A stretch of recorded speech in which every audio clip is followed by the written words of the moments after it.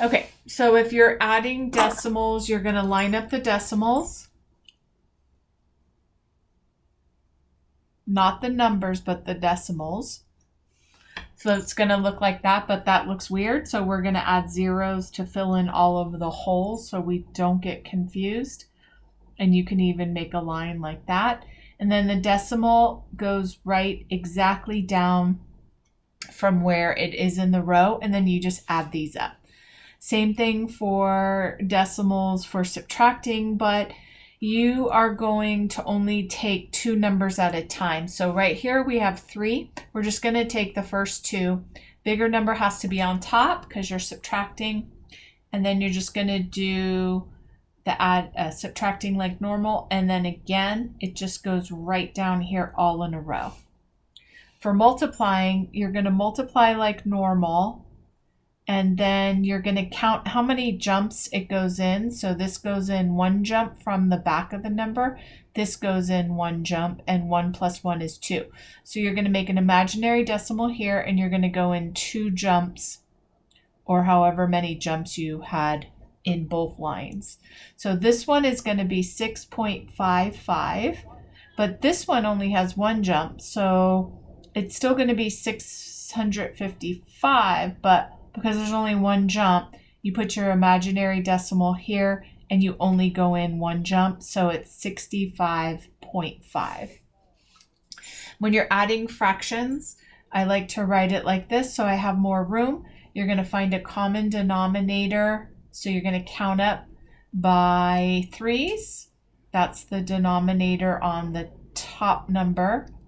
Then you're going to count up by 5s until you get a common number, and you're going for the least common number of both numbers. So we're going to say 15 is our new denominator, but we can't just change this 3 to a 15. So what do I have to do? Multiply it by 5.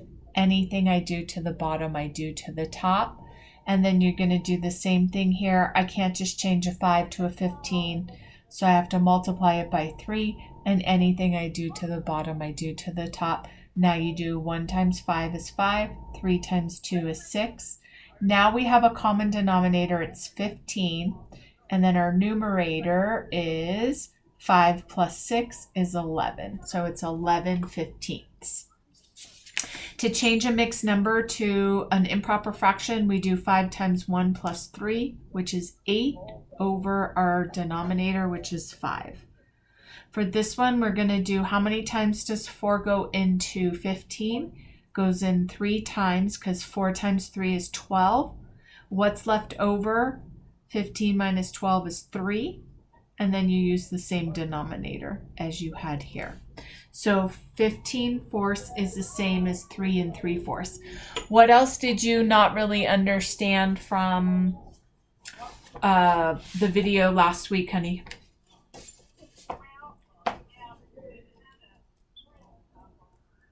Jacob? Okay, we're gonna. What did you not understand from last week? From last week's video? I don't think that King Henry doesn't usually drink chocolate milk. Okay, so King Henry doesn't usually drink chocolate milk.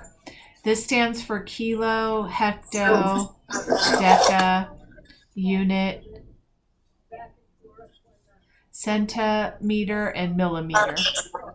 So if you're converting from a unit to a millimeter, say you have 5 centimeters, and you're going this way, right? We're converting from unit to millimeters.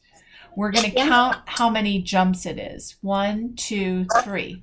So you're going to make a decimal after your 5, and you're going to count 1, 2, 3, and you're going to fill it in with zeros. So 5 not centimeters, meters equals how many millimeters?